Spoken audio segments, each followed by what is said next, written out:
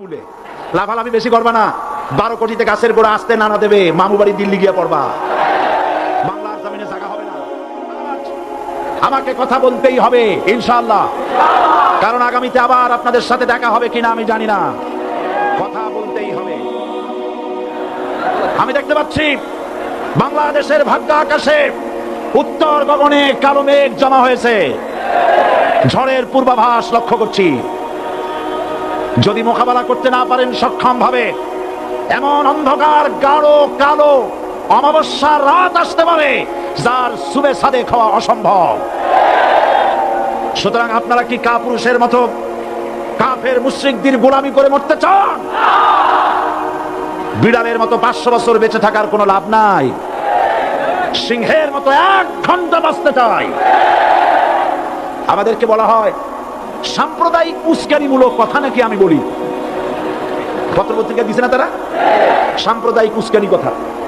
সাম্প্রদায়িক উস্কানিমূলক কথা বলি, সেই জন্যই বোধহয় শত শত মুসলিম আমাদের কাছে এসে মুসলমান হয়। মানুষে আর বোকা বানানো যাবে না। যাবে কি? আর বোকা বানানো যাবে? তারপর বলছে কি, এরপরে বলছে আমাকে বলছে রাজাকার। শুনে রাখো চট্টগ্রামের লক্ষ লক্ষ জনতা, পার্লামেন্টে যখন আমাকে এই কথা বলা হয়েছিল, আমার পার্লামেন্টের কলিগ জাফরুল্লাহ চৌধুরী সাহেব বসে আছেন এখানে, হ্যাঁ জাফরুল ইসলাম চৌধুরী বসে আছেন পাশে, প্রধানমন্ত্রী সুদ্ধা, অন্তত 3 শতাধিক পার্লামেন্টের সম্মানিত সদস্যরা সেদিন বসা। 1997 সনের বাজেট বক্তৃতা যখন আমি করতেছিলাম, ডক্টর কুদরতে খোদা, নাম রাখছে কুদরতে খোদা, আসলে গজবে খোদা। এই লোকটি নাস্তিক, ইসলামের চূড়ান্ত দুশমন। তার প্রণীত শিক্ষা ব্যবস্থার যখন সমালোচনা করছিলাম, ট্রেজারি বেঞ্চ থেকে আমাকে বলা হলো রাজাকার। আমি আমার সমস্ত শক্তি একত্রিত করে বলেছিলাম শুধুমাত্র হিন্দুস্তানের রাজাকারেরাই আমাকে রাজাকার বলতে পারে। আমি বলেছিলাম 1973 সন পর্যন্ত আমি বাংলাদেশের কোন রাজনৈতিক দলের নেতা এবং কর্মী ছিলাম না। এরপরে 1997 সনের 7ই অক্টোবর দৈনিক জনকণ্ঠ পত্রিকা যখন আমার বিরুদ্ধে লিখলো, সেই পত্রিকায় সাইদির ওপেন চ্যালেঞ্জ 8ম পাতা, 1997 7ই অক্টোবর, এত বড় 2 কলমে হেডিং। সেখানে আমি বলেছি বাংলাদেশের সকল সাংবাদিক, গোয়েন্দা বিভাগ, বাংলাদেশের সকল বুদ্ধিজীবীকে আমি আমার পিরোজপুরে আমন্ত্রণ করছি।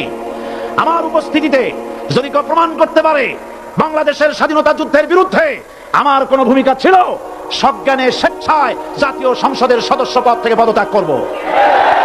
3 বছর পার হয়ে গেছে, আজ পর্যন্ত কেউ এই চ্যালেঞ্জের মোকাবেলা করে নাই। সুতরাং আমাকে যারা রাজাকার বলবে তারা পিতৃ পরিচয়হীন অবৈধ সন্তান। 1971 সনের, শোনো মুসলমানেরা, 1971 সনের কোন কাদা সাইদির গায়ে লাগে নাই। আমাকে রাজাকার বলে জনগণ থেকে বিচ্ছিন্ন করবা, জনগণ থেকে আমার বিচ্ছিন্ন করা যাবে না, কারণ এই জনগণ আমার জন্য আসে না, এই জনগণ আসে আল্লাহ। আর যারা ইসলামের কথা বলে, যারা ইসলামের কথা বলে তারাই রাজাকার, তারাই মৌলবাদী। মৌলবাদী বললে আমরা অসন্তুষ্ট হই না, কারণ মৌলবাদী শব্দটা আসছে মূল থেকে। মৌল শব্দ এসেছে মূল থেকে। মূলবাদী তার মানে যারা মূলে আছে। মূল হলো কোরআন, মূল হলো হাদিস, মূল হলেন আল্লাহ, মূল হলেন আল্লাহ রসুল। আমরা আছি মূলে। এখন বলেন তো মূলের শক্তি বেশি না আগার শক্তি বেশি? আমাদের যারা মৌলবাদী বলে ওরা হলো আগাবাদী। মূলে আছে কত কোটি? 12 কোটি। মূলে আছে কত কোটি? আর আমাদের যারা মৌলবাদী বলে, এ কথা বিশ্বাস করো, বাংলাদেশের মুসলমানদের শরীরে 1 বিন্দু রক্ত থাকতে শয়তানের তৈরি করা ধর্মনিরপেক্ষ মতবাদ বাংলার জমিনে কায়েম হতে দেওয়া হবে না, হবে না। রাসূল করিম সাল্লাল্লাহু আলাইহি ওয়াসাল্লাম কোরআন প্রতিষ্ঠার জন্য আন্দোলন করেছিলেন। আয়াতুল কুরসি আমাদের সে কথাই শিখেছে। আল্লাহ রাব্বুল আলামিন বলেন, আল্লাহু লা ইলাহা ইল্লা হুয়াল হাইয়ুল কাইয়ুম। প্রাণ খুলে পড়েন, আল্লাহু লা ইলাহা ইল্লা হুয়াল হাইয়ুল কাইয়ুম। আল্লাহ হচ্ছেন তিনি যিনি ছাড়া কোনো ইলাহ নাই, আইনদাতা নাই, বিধানদাতা নাই। আমরা মানুষের তৈরি করা আইন মানি না। 12 কোটি মুসলমানের দেশে আইন তৈরি করবে মানুষ, আমরা মানব না। পার্লামেন্টে তৈরি হতে হবে কোরআন দিয়ে, পার্লামেন্টে আইন তৈরি হতে হবে কোরআন দিয়ে।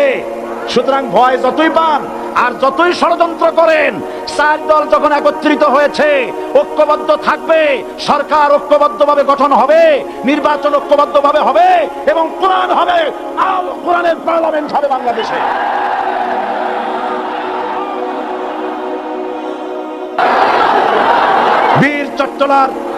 বীর চট্টলার মুসলমানেরা, বীর চট্টলার মুসলমানেরা স্বাধীনতার ঘোষণা এই চট্টগ্রাম থেকে স্বাধীনতার মহান ঘোষক প্রেসিডেন্ট জিয়াউর রহমান সাহেব দিয়েছিলেন। এই চট্টগ্রাম থেকেই ইসলামী রাষ্ট্রের ঘোষণা হবে।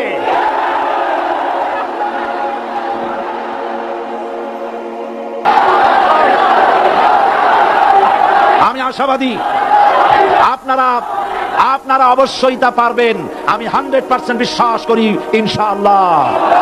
কারণ যে ষড়যন্ত্রের মোকাবেলা করে স্থানীয় রাজনৈতিক দলের নেতৃবৃন্দ কোরআনের মাহফিল সিনায় এনেছেন, আমি প্রথম দিনই বলেছি চট্টগ্রাম তাফসিরুল কোরআন মাহফিল কোন রাজনৈতিক দলের প্রতিনিধিত্ব করে না। এটা কোন জামাত শিবিরের একক সম্পদ নয়, এটা চট্টগ্রামের মুসলমানদের কলিজার টুকরা তাফসিরের মাহফিল। সুতরাং এই মাহফিল চট্টগ্রামে থাকবে ইনশাআল্লাহ কিয়ামত পর্যন্ত।